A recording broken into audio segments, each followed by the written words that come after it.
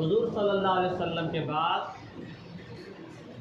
जो खलीफा थे, कह सकते हैं बादशाह, है ना, वो हज़रत अबू बकर बने रज़ी अल्लाह ताला। फिर उसके बाद हज़रत उमर रज़ी अल्लाह ताला।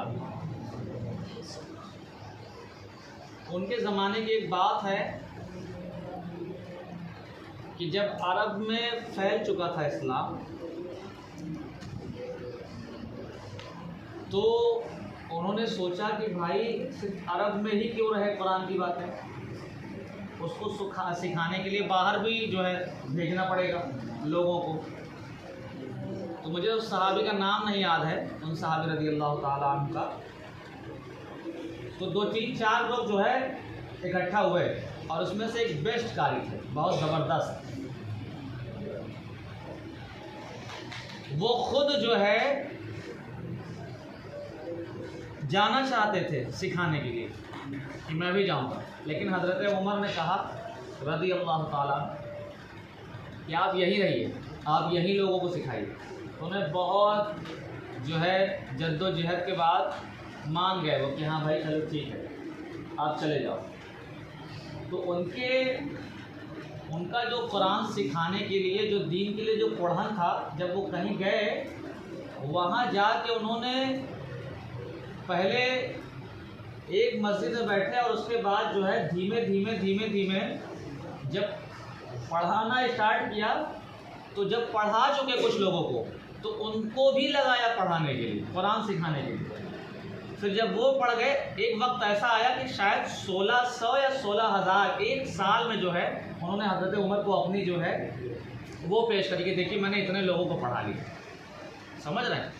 यानी एक साल में उन्होंने 1600 या 16,000 लोगों को जो है कुरान पाक जो है दुरुस्त अंदाज में पढ़ाना सिखा दिया। इस तरीके से उन लोगों के अंदर, क्या इनके अंदर कोई चीज़ थी? खाली फिक्र आखिरत थी कि भाई इस तरीके से करना है, कुरान सिखाना है। तो इस तरीके से उन्होंने जो है वो काम कर लिया। तो मैं आपको ये बताना चाहता हूँ इस सब चीज़ों से कि भाई ये सिर्फ अभी आपका मामला है, अभी आप अपने लिए तो काम करो यार।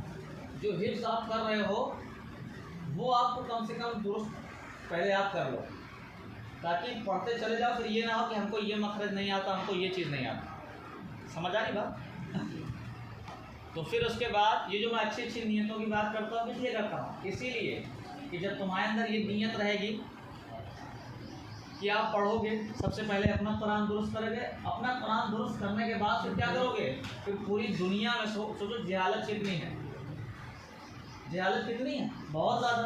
आप चले जाओ नमाज़ पढ़ाने जा रहे हो, पीछे जितने भी नमाज़ पढ़ने वाले हैं, सोचो किसका मखरज दुरुस्त है, तो हमें पता चलेगा किसी का नहीं है। तो हम तो इस आवाम की क्या है भाई, चलाने वाले हैं ना।